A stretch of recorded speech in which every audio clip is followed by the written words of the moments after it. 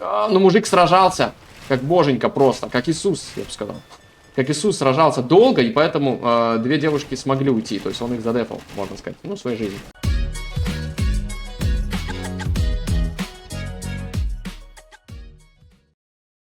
Приветствую всех! Давайте посмотрим с вами один матч прямо с группового этапа турнира СВБ Cup 2 на 2 от Тральфамадора. Кстати, рекомендую обязательно прикреплю ссылку. Посмотрите обязательно финальный день СВБ Капа, гранд-финал. Там Тральфамадор очень много приколов сделал, брал интервью игроков, сделал прикольные видосы. И даже было, как бы мы это назвали, новогоднее от него пожелание.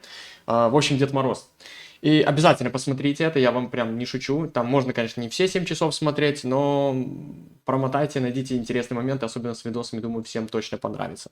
Итак, погнали смотреть катку. Я ее не видел пока что еще. Команда Дарка против команды Битлмена в группе Best of 5. Счет 1-0 с командой Дарка. Напомню, что это турнир, СНГ турнир, в котором в каждой команде по 4 игрока. Но играют 2 на 2. Остальные два имеют право подсказывать во время матчей через как бы Discord, и как бы вот так они и участвуют. То есть, соответственно, помогать со стратегиями и прочее. Игроки обязаны меняться в разных играх, чтобы не играли только самые сильнейшие, но капитаны в некоторых играх могут выбирать состав, а в некоторых нет. И здесь начинается жара. Вообще карта дичь, Swamp Fever, наверное, самая такая нестандартная на этом турнире. И здесь Битлмен решает своровать кабана у Джинады. Сейчас я объясню, кто есть кто. И очень много хп потерял здесь Битлмен. На самом деле я в шоке как. Но кабан не оторвался. Как же он микрит здесь? И... Да, охренеть. Убил с ратуши, что ли? Ты что, с ратуши убил? Серьезно, дружочек? Он начал ратуши в него стрелять. Не доставать это никому. Он убил с ратуши этого кабана. Ну, в принципе, неплохо. Здесь Дженадо немножко расстроенный, наверное, ушел. А проблема в том, что кабан на этой карте всего один. А это довольно критично. А это очень критично на этой карте. Ладно, этот момент мы запомним. Смотрите. Без Дарк, он же Дарк, Спокс Дарк, 2500 игрок, соответственно, капитан команды, самый сильный. И у него малайцы. Его союзник Джинадо, он же G-Baited или казах, 2000 игрок из Казахстана, который недавно вернулся в турниры, и его тиммейт. Очень сильный состав, самый сильный состав выставляет команда Дарка. Здесь же команда Битлмена, сам непосредственно Битлмен, желтый на армянах причем. Так, какой у него рейтинг? Я думаю, около 2000. И здесь Форвин. У Форвина тоже 2000, то есть они буквально плюс-минус по рейтингу одинаковые. Я могу, на самом деле, немножко путать рейтинги, но около того. То есть, в принципе, тут выделяется Дарк по рейтингу. Соответственно, какая карта? Игроки очень плотно здесь встают. Золото и камень весь на таком болоте, на котором, на самом деле, проплыть нельзя. Можно плавать только здесь, плюс можно иногда заплывать вот сюда по таким лужам. То есть, если вы по миникарте видите что-то, где-то можно заплыть, да, то иногда так можно. Но на самом деле мне до конца непонятно.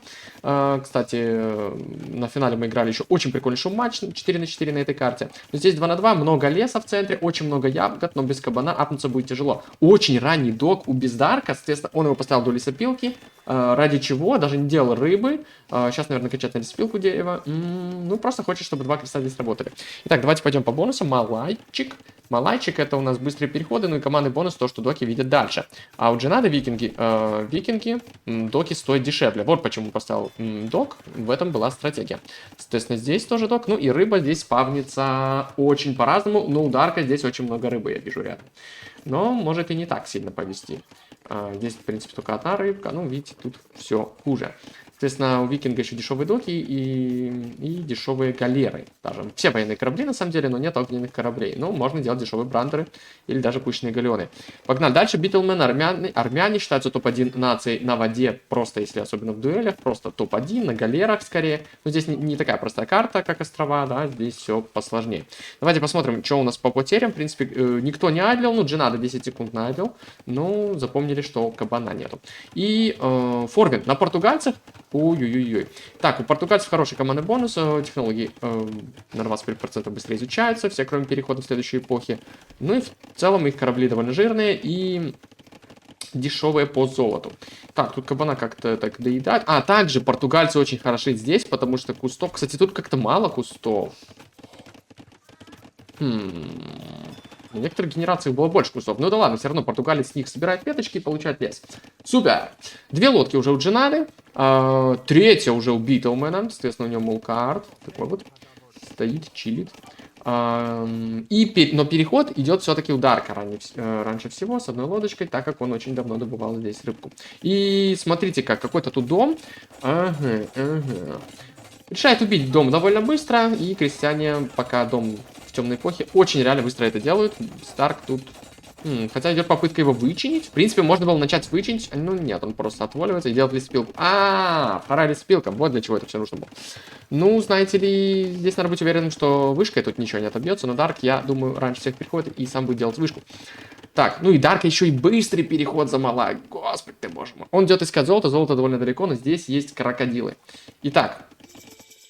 Крокодилы довольно опасные. Вообще здесь диких животных довольно много. Крокодилы, тайгеры и черепахи. Итак, идет ли вышка? Пока нет. Давайте посмотрим. Всего лишь один док. Супер ранний переход. Тут ребята еще так рано не могут. Так, Джинада у нас уходит налево. На золото. Ну, так, здесь чуваки пошли назад. А назад идти будут они очень далеко. Битлмен как-то поздно нажимает переход, у него чуть ли не фасткасл получается, очень много рыбацких лодок. Странно, подозрительно. Действительно подозрительно. Итак, где же у нас первая лодка? Перешел Форвин и делает фэршипы. Толстые фэршипы, в принципе, неплохо. И даже второй док. Здесь тоже второй док. Так, ну на топорик Дарку, видите, не хватает. Даже он найдет ратушу. Здесь тоже второй док. Как будто тут блокируется проход жителям. Ну да ладно. Выходят крестьяне. Пока все развивается довольно стандартно, учитывая эту трэш-карту. Леса в центре хватает. Никто ни на кого вышки не делает. Планирует ли викинг фасткасл здесь? Непонятно, но учитывая два дока нет. Мне кажется, планирует здесь действительно Битлмен может. Ну нет, слишком как-то опасно делать фасткасл на этой карте. Хотя, ну можно без доков остаться. Ну, доки можно ставить также и на внешнем кольце, да. И третий док викинг делает, опять же, дешевизна доков, здесь делается второй. Ну, пока будут на португальцах жить, я так понимаю. Неужели у нас Бездарк будет играть без топорика? Будет только стрелу делать? Окей. Очень много леса на одной лесопилке, здесь мулкарт, одна лесопилка, нет, 2 лесопилки, да. Только, получается, у Форвина одна лесопилочка. Скауты тоже могут напрягать. Джинадовский скаут. Так. Вообще скауты почти все слиты. Ну, точнее, на самом деле, у команды Битлмена они слиты. И еще один док ставится. Почему-то игроки сюда не хотят ставить. Ну, ладно. Хотя вот, Форвин же поставил. 6 лодок и одна. В принципе, это хороший буст здесь. И окей. Армянские галеры с дополнительной стрелой и викингские дешевые. Посмотрим. Тут еще бесючий скаут, но, скорее всего, его сейчас убьют или нет. Я бы его убивал, наверное. Но, да. Здесь тоже мулкар. 2 чувака решают, что... Ну, нафиг, как говорится. Ну и как будто бы все нормально, все спокойно. Так, здесь делается первый брандер уже против толстых вот этих португальских кораблей. 110 хп на них. Ну и в лицо стреляет Дарк здесь, и Форвин пока с этим придумать ничего не может. Зато он придумал вышку, да? И странно, что без Дарк здесь как-то это не обыграл, сам не сделал вышку. Ну, ладно, может считать то, что перестроить лесопилку лучше. Так, посмотрим сюда. Здесь можно потерять крестьян, но здесь врывается Брандер. Попытка микро была от Форвина, но приходится разводить корабли, терять время, и в это время... 4-й док планирует армянин. Но здесь он не успевает действительно сохранить свою рыбу, то есть он ее сделал-то, она какое-то время проработала, но, кажется, теряется. Форвин уже слил рыбу, получается. В принципе, вы видите, уже 5 экономического лимита переигрывают Бездарк и Джинада на скилле, как говорится.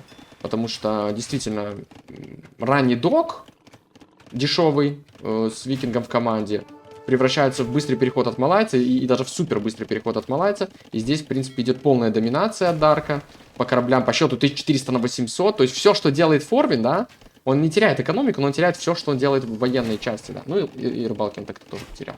Другое дело, что у Дарка не особо рыбалка есть. Но это вопрос немножко другой. Армянин тем временем пытается мастер с 4 доков. В принципе, у него экономика, вот он экономически очень силен. На самом деле, возможно, даже сильнее, чем Викинг. Потому что Викинга самая сильная экономика это чисто на фермах за счет тачки. А здесь ферм нету, поэтому не так она и сильна. Но Дарк, может быть, будет попытка... Ну, конечно, бутербродика. И здесь на минималках дефается. Форвин понимает, что надо свечиться в галеры свои. И плывет брандером, возможно, пытается помочь. Здесь много рыбы, и даже крестьяне. Я бы убивал, наверное, крестьян, потому что рыбы никуда отсюда не уплывут. Так, так. Ну вот крестьян бы можно было бы убить по этой логике. Разве нет? Ну ладно. Крестьянин один все-таки падает. Ну, по армии пока держится, но по экономике уже все плохо. Еще одна вышка. Отбирают центральный лес команды Битлмана.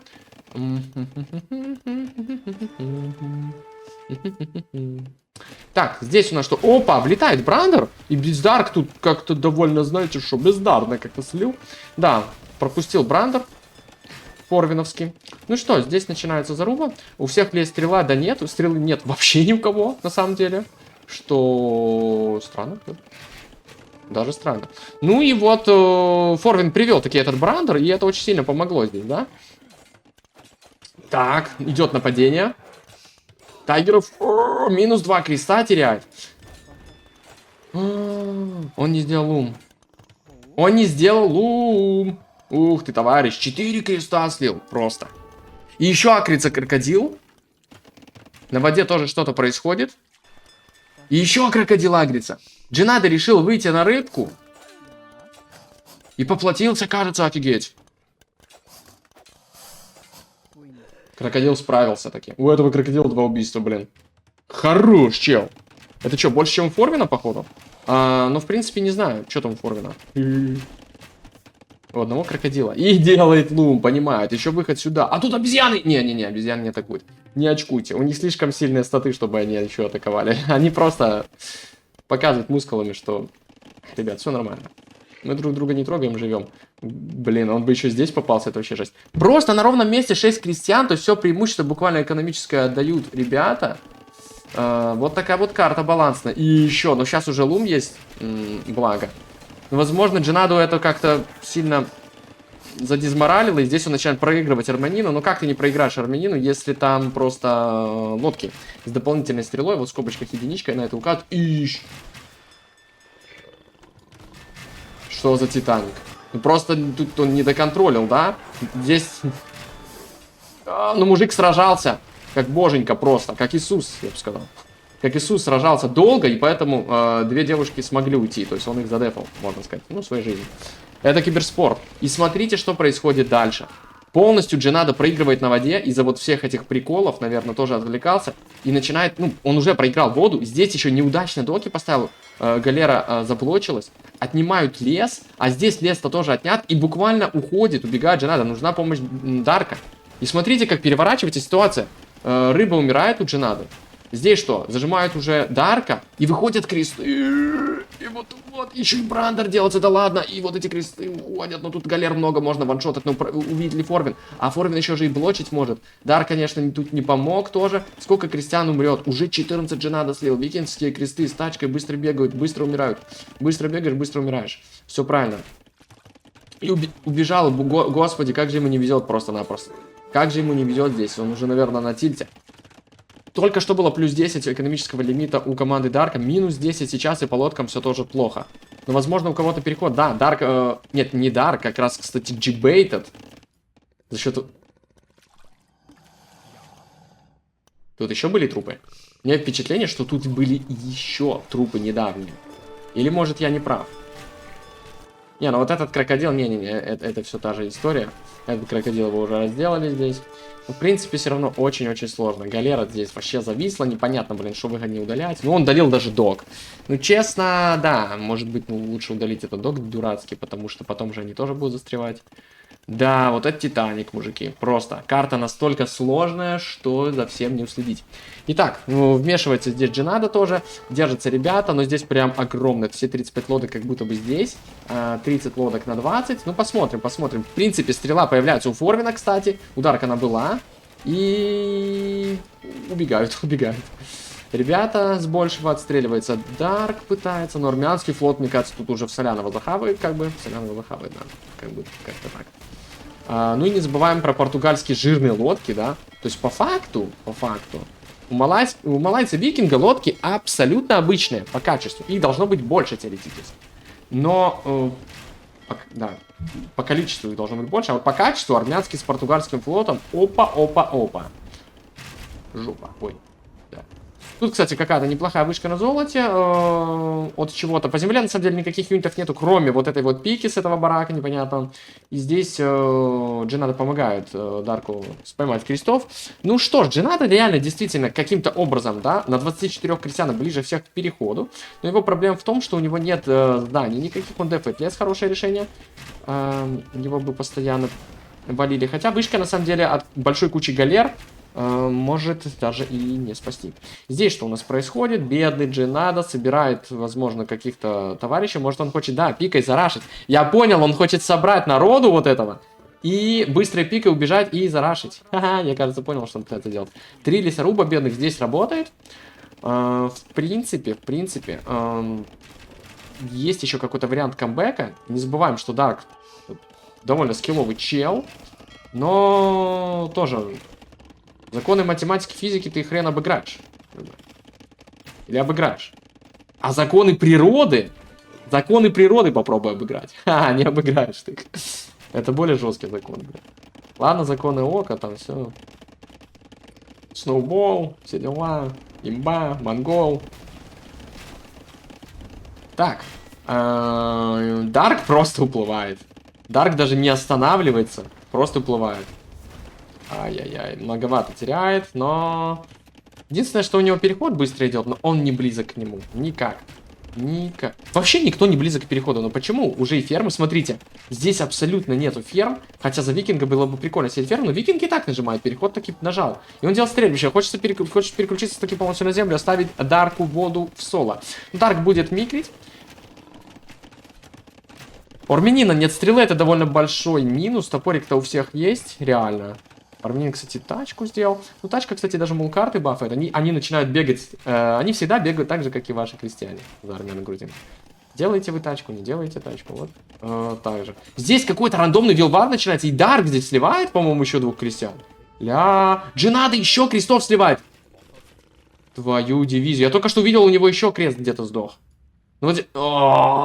как же ему не везет. Это просто невозможно. Лучники нужны, чтобы с ними справиться. Господи, он уже 25 крестьян сливает. И он пытается что-то сделать, уходить. Лучники, давайте, он квикволит. Но, блин, их слишком много. Как же это заквикволить? Непонятно. Лучники, они сейчас еще и лучников пожрут. Стрела делается. Ну у тебя просто 22 креста. Это просто боль. Тут еще кресты умирают. Я говорил, что вышка не сильное оружие. Видимо, не сидел в ней. Здесь много крестьян. Видно, сдохло, но Дарк помогает. У Дарка здесь. Брандер надо убить. Успел вроде убить до того, как он сплэшем задел. Так, опа. Но армянин тоже нажал переходик. Здесь мулкарты чилят уже. Ну, не верю. Надо убегать максимальное количество крестьян команде Дарка наружу и цепляться за землю. Тут есть потенциал, действительно. Вторая стрела делается, на арбалет пока не хватает, наверное, все-таки приоритет арбалет. Хотя, смотрите, он убивает. Он уже триггерится на них. Хотя все-таки стрела бафает, ну, галеры, ратуши, да. Это все такое. Под прикрытием галер... Блин, офигеть, конечно, Дарк. Он масится, молодец. 5 доков у него действительно. И он держится до конца. Но даже феодальными галерами можно держаться против замковых в этом плане. Так, ну неужели он не видит? Неужели он проверяет что-то? Все в феодалах, ратуш еще нет. Все, кроме GBet. Благо у GBet это 22 креста, но они со второй тачкой. То есть это не такая и мусорная экономика, казалось бы. Но армянин переходит, а у него армия здоровенная. Кстати, у Форвина почти нет армии. Так. Не увидел, чей это Брандер был. Да, вероятно, Дарка. Но он не зашел, потому что Битлмен... Ну, на самом деле... Суммарно хп он много удалил. Даже вот эту лодку уворачивает. Так, ай-яй-яй, ну как же так? Как же не везет? GBet тут, господи. Он сражается только со львами в этой игре. 2 стрельбища здесь. Мулкарты уже лишние стоят даже. Ну, только на Брандеры переходит Форвин. Потому что они понимают, что да, и Дарк отвлекся, очень плохо отвлекся. Они понимают, что он зажат, он не может микрить. Ему надо микрить в одну сторону, пытаться зажать. Еще два Брандера, и Дарку надо реагировать моментально, просто. Здесь он с этим разобрался. Форвин молодец, конечно, Брандеры тоже срабатывают иногда. И вот кажется... Нет, хорошо здесь Дарк, но у Дарка не остается флота. Да, то есть Брандера он может сейчас убивать, но... Нечего уже, как бы, сейвить. Массы нету.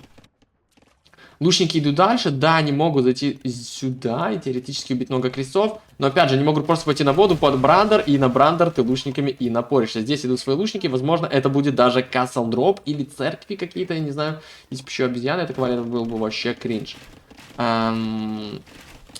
Никто не фишбумит, ни у кого лодочек нету. Есть какие-то рыцари. Так, здесь что? Вот. Вот момент. Но, как я и говорил, Форвин, походу, пойдет на воду, подтаскивает галеры и... Идет форвард Ратуша, что? Сбегает Джинада, где его рыцарь? Рыцарь делается хрен, пойми, почему-то здесь. Не знаю. И даже просто обычные галеры намного сильнее феодальных лучников. Ну, со второй стрелой, да, окей. Понимаем. И разница по крестьянам уже 30. Уже 30. Неужели камбэкнет команда Битлмана здесь? Выровнять счет. Доки падают, что? Так, Дарк. А Дарку пофиг, кажется. Он играет на воде, и все. Он эвакуировал большинство крестьян, как я понял, здесь. Да, в принципе, да. Здесь лучники эти все ходят. Вот тут до сих пор толком не прикрыто, разве что двумя галерками. Так. Идут рыцари. Ну, бегут. Можно сюда, на мейн прибежать, но через воду же это делается, да? Очень тяжело.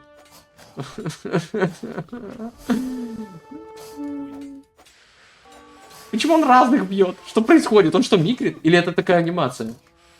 Просто, ну вот у других такого нету. Вот я вам серьезно говорю. Ну вот я не видел такого. Вот может здесь? Да как здесь? Он уже жена до всех волков собрал. Уже нет, он уже их расстрелял. Спасибо, блин. О, боже, ну ладно, то есть здесь она выиграет, в конце концов. Волков. Сори, что говорю волков, да, действительно, это крокодилы, они здесь по местности подходят, ну просто уже такая привычка. У нас там 20 лет были только волки, условно. Ну, 15. В центре вообще все горит, но пила апнулась. Интересно. Так, что там, Дарк намасился? Вот эта банда с рыцарями с какими-то, да? Интересно. Так, кого жрут? Жрут лучника. Хорошо. Лучника можно, но здесь уже и луки приходят. Рыцарь абсолютно без ничего. Но, кстати, здесь он может и захавать, потому что идет погоня за крестьянами. Крестьяне таки быстрые. И здесь пытается подгадить без Дарк. Он начинает с фишбум, пресечь бы это, кстати. Замикрите. В принципе, теоретически. Так, доки, тачка. Ну, Дарк, походу, не хочет. Хочет, но не то чтобы сильно. Да, рыцарь разбирается. Следовали за этим жителем, и не так все плохо вышло. Битлмана меньше всего айдол. Здесь. Красавчик. 22 креста, ребята. Да, 51 крестьянин есть у Дарка в феодальной эпохе. Ну, так, фаершипы начинают делаться. Да, фаершипами затолкать его, чтобы он микрил до победного. Да, можно даже и брандерами. Так, многовато стрельбища армянина и еще и форвард церковь. Хотя там уже ничего и нету буквально. Не всех крестов. Ну, это новые кресты явно, да. И вот эти вышки на самом деле тоже сработали. То есть, ребята, Битлмен Форвин здесь и по воде, и вышками полностью отсекли лес. Подходит рыцарь такой, ну, такой мусорный викингский, который особо здесь разницы не сделает. Не должен. Так. Вот почему ребята и шутили, а на самом деле и не шутили. Надо было брать сюда венгра. Надо было венгра брать. У венгра бонус. Любых вот этих животных агрессивных, он за одну тычку. Бах-бах-бах. Ну, жители его убивают. Здесь у нас что? Форвин убегает на камень. Ну и камнем, да, можно решить проблему из всего центра. И, на самом деле, осадкой тоже. Ратуша от Джинады. Ну что, 72 на 135. Тут уже, на самом деле, все ужасно. Ну, посмотрим. Есть флот, выходят каравеллы даже. Прикольный юнит. На самом деле, у него огромная броня от стрел, 8 целая. Прикольно, что он делает каравеллы, это вообще интересно. И у них эффект Скорпиона. Я здесь не заметил, можно было не слабо стрелять. В целом, довольно дорогой юнит. Доки убиваются, на самом деле, Доки Дарку бы убить, потому что он пытается на воде играть все-таки. Но идет замок от португальца. А это значит Ливай. Ливай. Кстати, по счету все совсем не ГГшно, учитывая, что еще сейчас Дарго будет в замковой. Да ладно, это очень странно. Экономика в 2 раза хуже, но по счет чуть ли не равный. Неужели кто-то тащит? Неужели кто-то пытается стараться? Ой, многовато лучников, тут нужна какая-то осадка. Релик сгенерировался, здесь у нас можно даже буквально тараны делать. И что? Так, это у нас уже контроль леса, да. Сбегают последние кресты, до последнего мастера Дарк, и оба апгрейда делает на воду. Ну что, неужели? Ай-яй-яй-яй-яй-яй-яй-яй, еще и какой-то армянский монах. Здесь делается баллистика, и вот этим ребятам не сильно поздоровится. Да, мучение. Видите, ведь здесь везде ходил Джибейтед, искал своих сородичей, ну, своих вот этих товарищей, короче. Не знаю, почему говорю сородичей. Своих крокодайлов. Ну что? Что произошло с апгрейдом? Что с ним? Это довольно это охренеть важно. Как же они быстро сжигают этот док? Можно было еще крестьянам помочь. И апгрейд не завершен. Возвращаются ресурсы Дарку, но я думаю, он не рад этому. Он ожидает галеонов. Где же они? Где же? Неаккуратно все-таки нажал здесь. Приходит баллистика. Коровеллы. Ими можно пытаться хит-энд-ранить. Ратуши идут, но здесь до сих пор ни осадки, ни хера. Рыцарь забыт, 3 лука. Ну, ищут что-то, но там халявы особо нет. Везде стоят ратуши. Ну и вот, блин. Достаточно ли урона? На самом деле, может и... Ну вот, был бы урон больше, но зато, на самом деле, феодальные галеры, они довольно маленькие, поэтому ими удобно микрить. Удобнее, чем вот этими огромными плотами. На самом деле, может, это не так плохо, что тут была отмена. Так, тут кресты что-то разозлились. Ну, а видите, тут проходит урон скорпионовский. Бэх. Ой, как мало там хп, на самом деле. То есть, меньше трети хп здесь. На самом деле на кораблях, и какие-то фаршипы, если добегут, они тут всем покажут. Да, разваливается флот снова. И, честно говоря, здесь уже все прям плохо, хотя счет на это почему-то не указывает. Вот почему мне так странно. Хотя сейчас еще и здания будут падать. Сносятся вышки. Ужас. Тут мало крестьян, конечно. Остатки, и, честно говоря, я даже не знаю. Да, это ГГ. И ребята выигрывают. Камбэчат 1-1. Красавы, на самом деле, потому что очень тяжелый старт был. По цивам тяжело, но кое-что здесь повлияло, действительно. Такая катка. Блин, давайте посмотрим еще что. Это, вероятно, ПМ Дарка у нас. Давайте статистику глянем. Топор Дарк очень поздно изучил, действительно, почти на 20-й минуте. Думаю, это косяк. Ну, конечно, уверен. Да, хорошо, Дарк пытался тут уворачиваться. Дженада, бедный Дженада. Сколько он потерял суммарно от волков, я тут сложно, на самом деле, понять. По статистике, Битлман хорошо экономику поставил, Форвин добывал камень и Касл дропал. Ну и Брандерами играл. Society. Ай-яй-яй, 58 крестов сделал, 24 осталось. Лодки у Форвина были. А ПМы. ПМ Дарка 108. Потел он жестко, 120. Он хороший игрок на воде, умеет играть в огромное количество галер, либо лучников. Не повезло в этой катке, на самом деле, потом они матч выиграли 3-1. Но вот кое-как команда Битлмена смогла. Я шмогла. Воспользовались моментом, и это радует всегда. Ну что, чё как? Я думаю, если понравилось, можно поставить лайк, можно не ставить, в принципе. Ждите еще видосов.